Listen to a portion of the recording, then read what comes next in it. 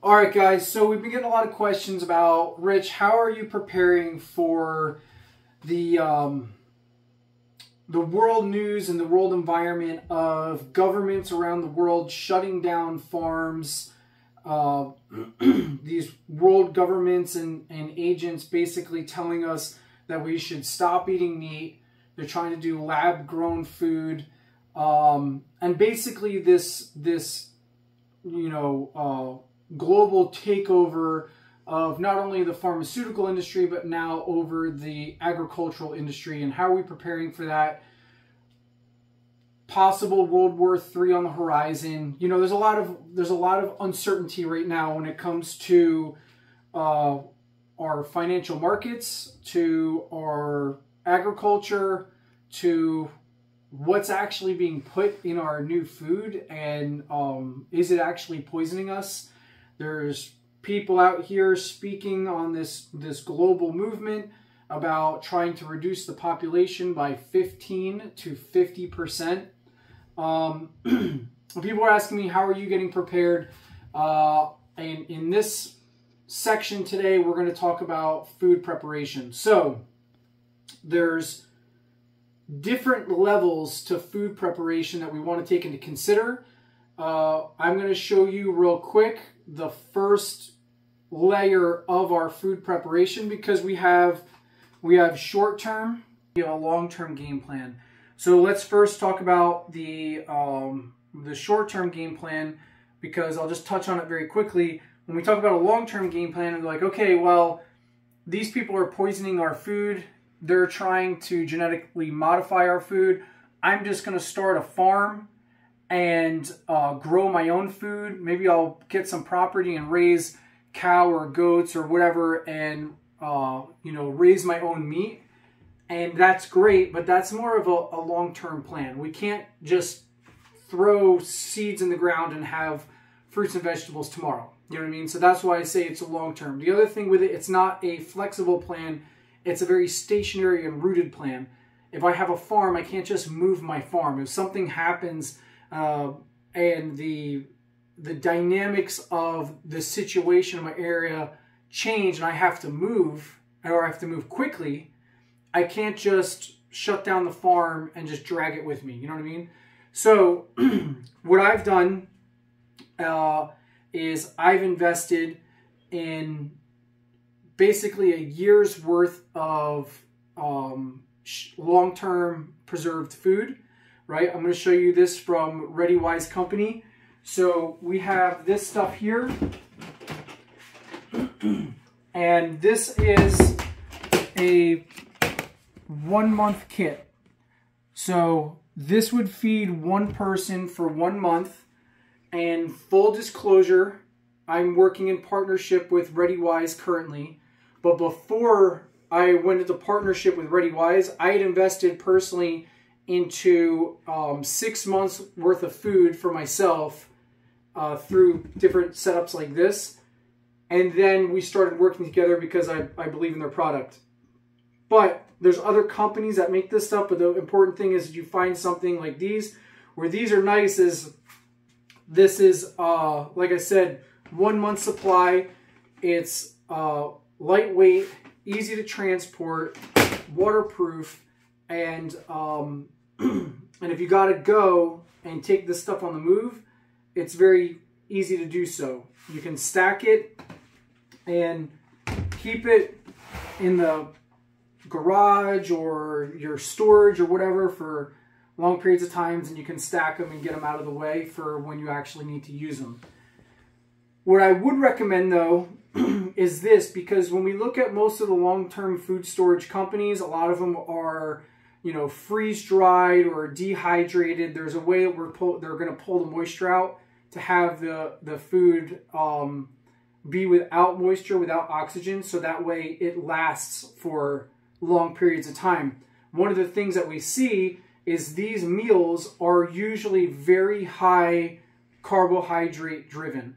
So if we look at the things here, I'll just read it to you. Cheesy macaroni, pasta alfredo, apple cinnamon cereal, tortilla soup, barbecue beans, dried banana chips, pancake mix, white rice, etc., etc. So a lot of these are very high carb, and in a situation where we're going to need nutrition for longer than just a couple weeks, if we're talking about long-term, like months with famine, months with, you know, supply chain shutdown or something like that, what I've done is for basically every month of food that I get, or every 2 months worth of food that I get, I like to get something like this. And they have also meat buckets.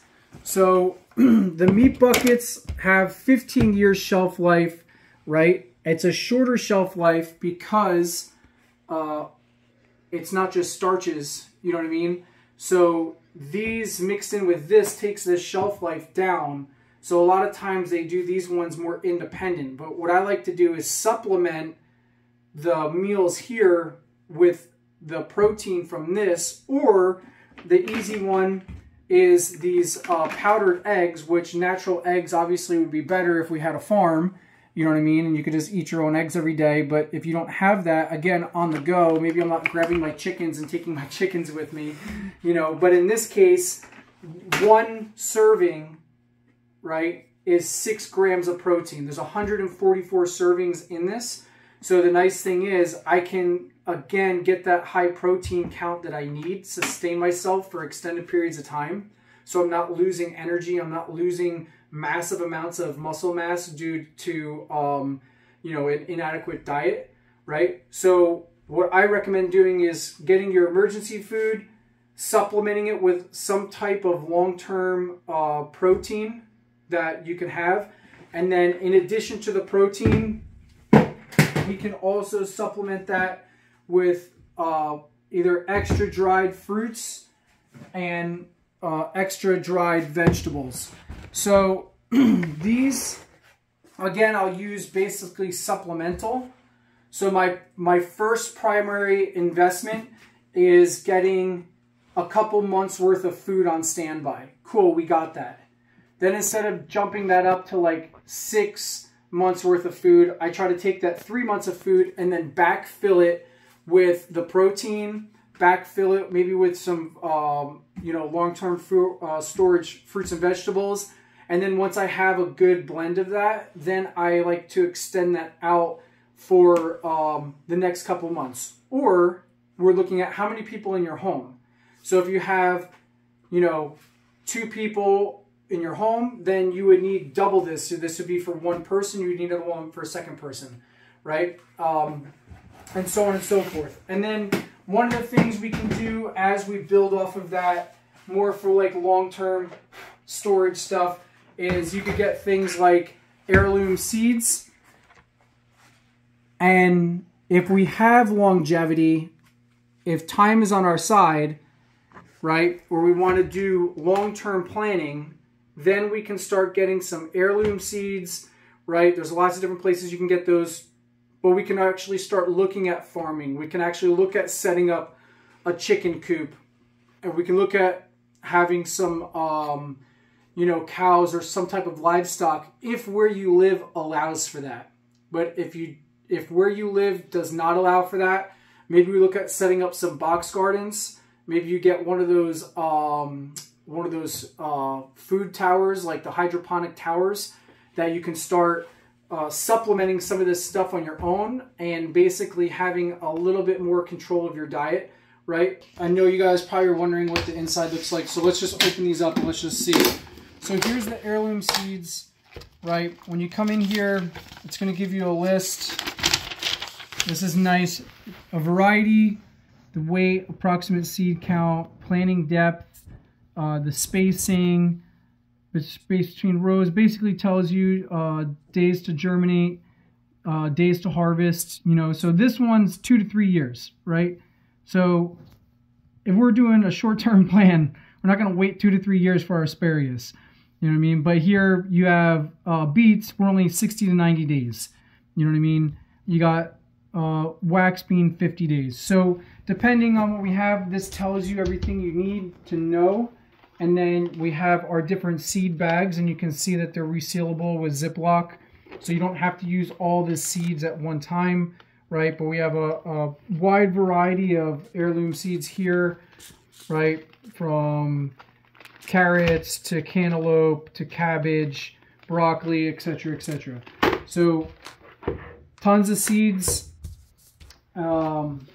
with instructions on how to get them going, so that way you can make sure or increase the odds that the harvest works and your plants are solid and healthy, right? Inside these ones here, we'll just take one of these for example, just so you can kind of see what's going on, right? We're going to tear these off to get this going. Break that seal. Pretty straightforward. This has a little compartment that opens up, and then you can reseal it. It latches. Open that up. Again, this has your instructions. Preparation instructions are all here for you. Now, these meals, again, different than the camping line. This is survival food, right? So this isn't meant for, you know, super pretty packaging. This is, you know, things are bad and you're hungry, right? So inside this is all that freeze-dried or dehydrated food, depending on the process they used for the specific product. So a lot of these just kind of look like space food.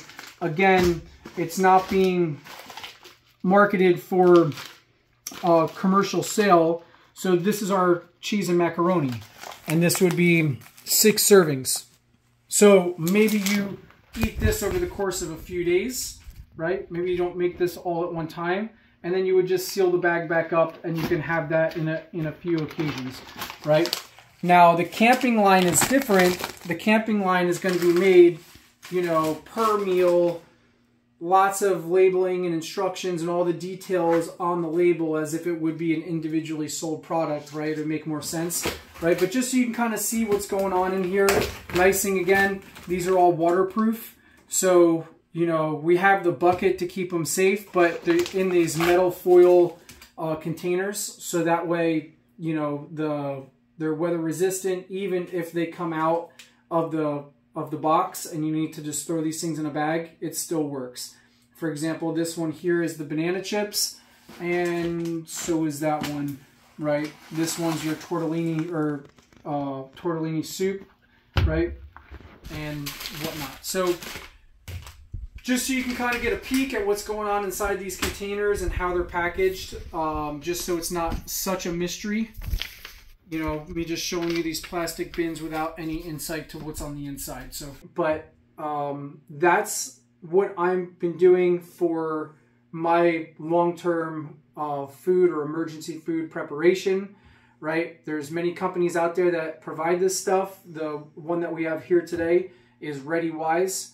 And again, they've been in the business for a long time and a very well-respected company. And you can check them out. If you want, you can use code FSW15 for 15% off any of your orders if you want to get it. But again, just to answer your question for what am I doing to get ready for all the, you know, crazy stuff that could be coming down the pipe, this is what I've been doing.